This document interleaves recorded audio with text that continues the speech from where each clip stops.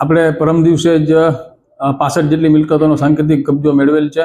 આપ સૌ જાણો છો જામનગર મહાનગરપાલિકાની અંદર શહેરીજનો છે એ ટેક્સ પેમેન્ટ પ્રત્યે ખૂબ જ ઉદાસીન છે।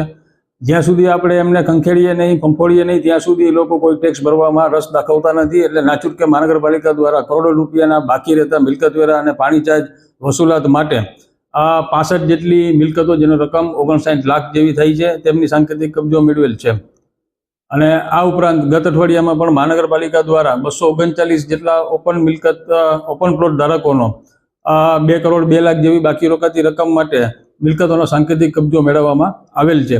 અને સાંકેતિક કબજા મેળવ્યા બાદ સિટી સર્વેની અંદર મહાનગરપાલિકાનો બોજો ક્રિએટ કરવા માટેની પ્રક્રિયા હાથ ધરવામાં આવેલ છે। અને આ પ્રક્રિયા છે એ માત્ર માર્ચ પૂરતી સીમિત નહીં રહેતા સમગ્ર વર્ષ દરમિયાન એટલે કે આગામી એપ્રિલ ઓનવર્ડ્સ પણ આ પ્રક્રિયા સતત ચાલુ રહેશે। એટલે દરેક શહેરીજનોને મારી ખાસ નમ્ર વિનંતી છે કે આપનો બાકી રહેતો મિલકત વેરો અને પાણી ચાર્જ છે એ ત્વરિત મહાનગરપાલિકામાં ભરપાઈ કરો।